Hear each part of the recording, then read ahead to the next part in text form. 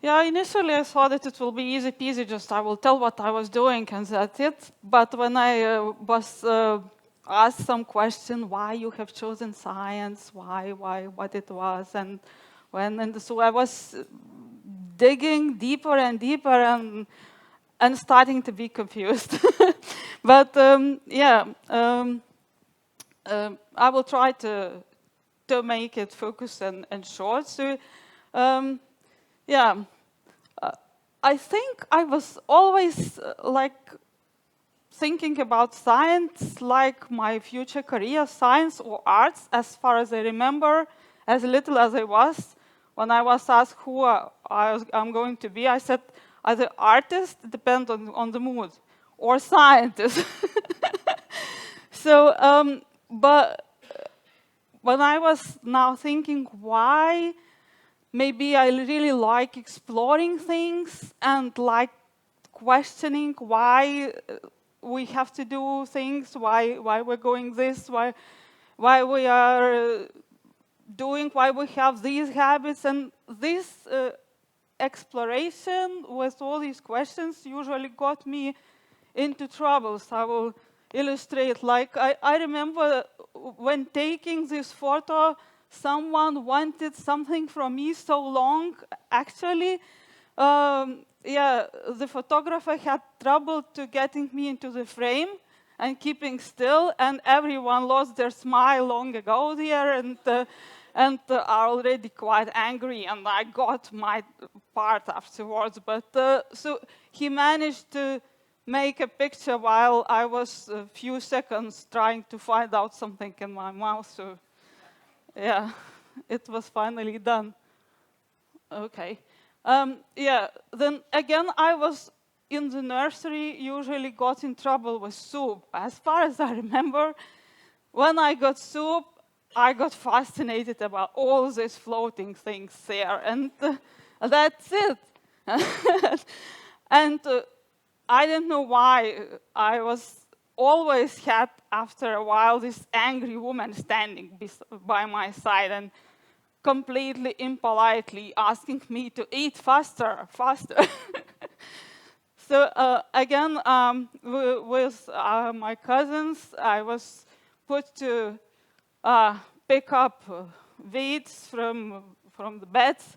And I remember when my cousins were already at the end of the bed and already planning what ice cream they are going to get as reward, I was still at the beginning and thinking why we have to pick out weeds, and why is it better than flowers, and why it is somehow like injustice and something, and all these philosophical questions. And yeah, but finally, I mean, the matter was that I really liked ice cream too. So the life was a little bit of trouble. But yeah, and the same dilemma I had when I had to choose where to, what studies to I have to go. But you will see that after a while, all these things that made a lot of troubles in childhood finally turned out quite beneficial.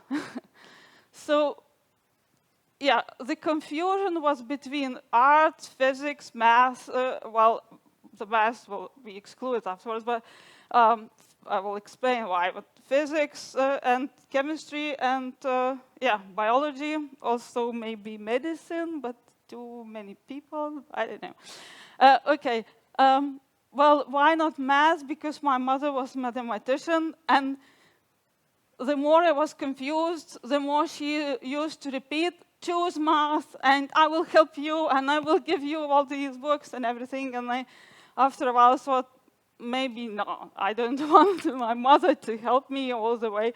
It's enough. Okay, so at least one choice was out. But I was thinking when that real kick was towards biology and biotech, I think I have read a very inspirational article in a popular science journal. I think it was called Science and Life or something like that. And it was about biotech, about that it is the future of humanity and salvation of many things. And And I remember reading that, I was thinking, I have to get there somehow. But I don't know how, because the first degree studies was not like biochemistry, but then I thought, okay, I will study biology, and then we'll see. And actually, soon after I was enrolled in biology, second degree studies of biotech also were started. And I was very lucky to have all stars. I mean, really, it was not for a long time they were lecturing in this university, and it was very short period, but I have them all. And it was very, very inspirational, actually. I think personalities really matters. And I was hooked on science. I was sure that I'm in the right path. And Professor Jasaitis suggested me to go to Toleikis lab, who was a great expert of bioenergetics and mitochondrial health. And so I stayed there until my PhD. And afterwards, for the postdoc, I went to Cambridge to Professor Guy Brown's lab in the Department of Biochemistry, where I switched to neuroscience. This is a microglial cell, which was already imaged when I was back in Kaunas again. But yeah, he was my mentor and my introducer to the neuroscience.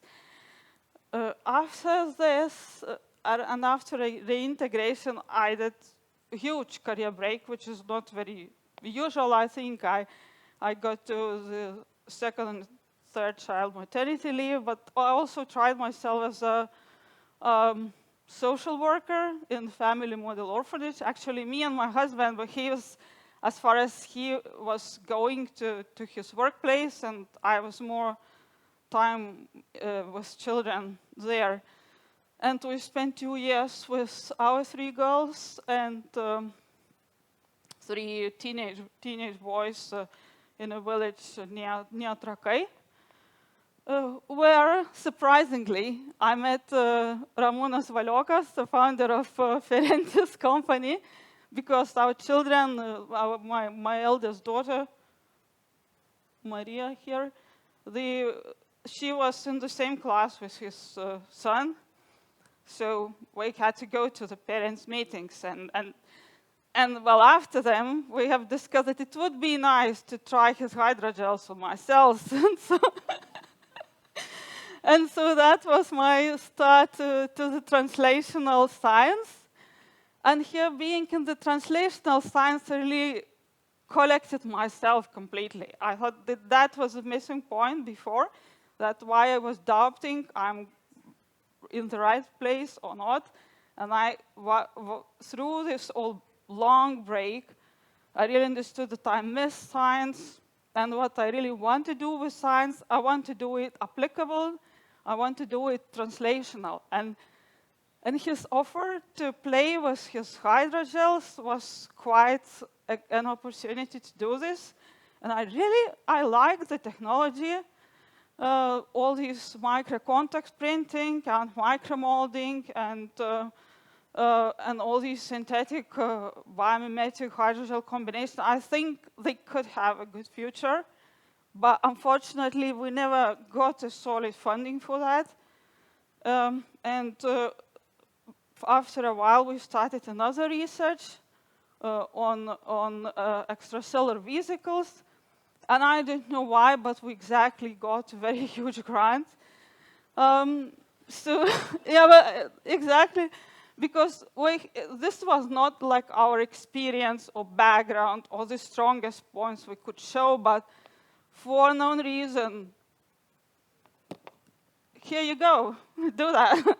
Okay, so we started to do, and while doing that, we were so fascinated by extracellular vesicles, by what they can do, but how broadly they could be exploitable, how different they are from other structures like cells and molecules, and we thought and by the project, actually, we got the efficiencies far more fabulous than we have expected. We have initially thought that we are going to use extracellular vesicles just like drug carriers, but we found that we can manipulate cells to produce specific vesicles to do the specific job, and we are so fascinated by that. We thought, we want this to be in practice, but who will do that? Then after this, a while of discussions, we thought that we have to establish a company and to get ready to move this technology further after we finish the project. So voila, decided. I think that this is wrong, actually. This is a spelling mistake. It should be 20 because it was 3 years ago. So in 2020, we have started Exolitus. And yeah, I was asked, well, it is a challenge or not? You know, and I reflected that when I say the word challenge, I always have my youngest daughter in my head. I say challenge, I have her image because she is now somehow especially focused on my challenge training with this not sorry, you know, part. Yeah, perhaps it is age-related, I don't know. So she was used to be quite cooperative a while ago, but somehow now it turned to a very different person. So, yeah, what I want to say, that challenge is always relative, and if you have some bigger challenge next to you, then other challenges are not so big, and you can just do that. So, yeah, as a scientist starting the business, we thought that, yeah, we were advised a lot by businessmen to calculate, to be practiced, to make market research, to do things. And yeah, we thought that, yeah, okay, but how to do that? What does it mean? And we know we have the product, we know it's good. Then let's try and see what is going to be, okay? And we did that, and actually you don't need a lot of time to establish a company. As we heard this one day, and you have it, and voila. Here we have Exolitus, exosome drug developer, and this is how we feel. Yeah. Well, it's quite beautiful, actually. But it's like a bit of dead smelling. Because, you know, you need to have a lot of funding for drug development. You should have either, well, solid capital or investment or projects, but the horizon is somewhat quite empty. And we thought, okay, but we want to do that, so maybe we have to do something else.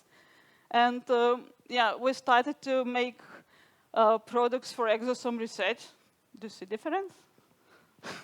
I see. Who spots the difference? There is a small plant here with a huge shadow. I mean, yeah, something like a smell of life, I hope. But yeah, you cannot go along with that. So then we started to provide services as exosome product contract developer. Yeah, first of all, manufacturer. And as soon as we were positioned as manufacturers, we started to get a lot of inquiries, but we are starting to get them like, do you have exosomes for hair growth? Do you have exosomes for kidney diseases? Do you have exosomes to remove skin pigment? Like everything. And yeah, we thought, okay, but then again, we were going for consultants, and we were advised, like, okay, select something, one, and do that, and then present. But we thought, okay, but how to select? what is this one? And we decided that maybe we can add some development services for that. Maybe, okay, we will see. We don't have exosomes for this kind of purpose, but we can try to develop them for you if you fund this. And this actually worked.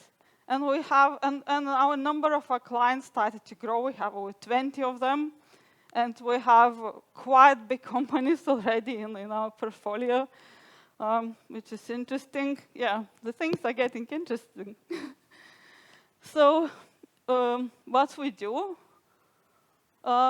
actually a little bit like a market, you know, a Sunday market. We do everything. But yeah, it is like working. We've started to grow.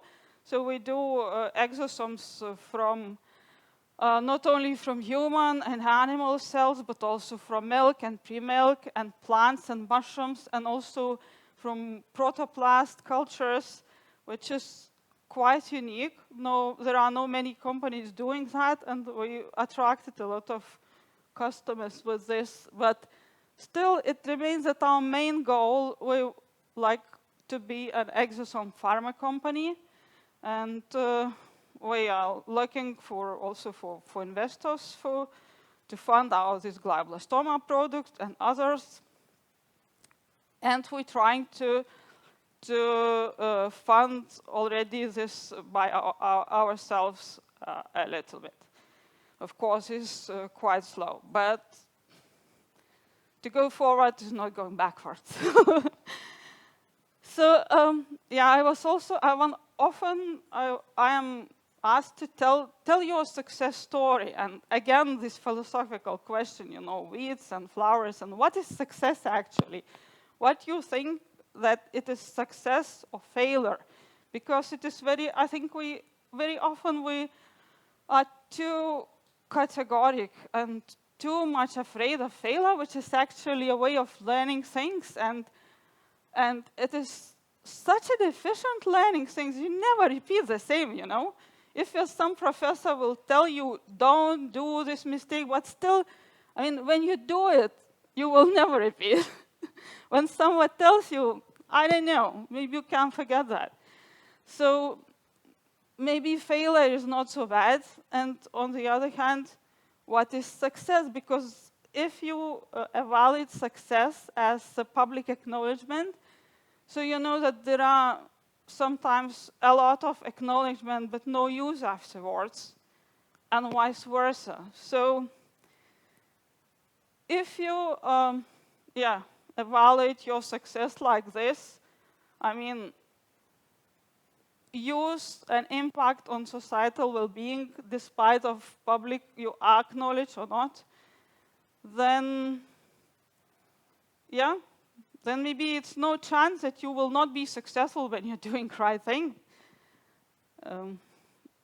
And another thing that we have learned that, there could be obstacles on the road, sometimes quite odd, but if you even don't start to go this road, so if you don't approach these obstacles, so how you're going to remove them?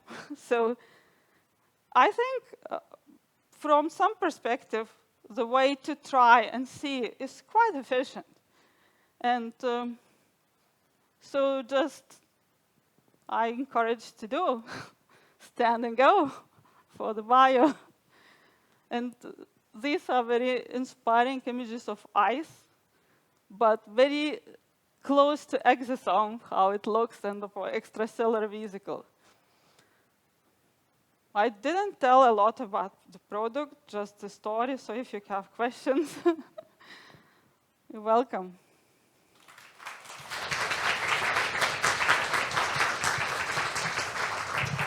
So, thank you, Aistė.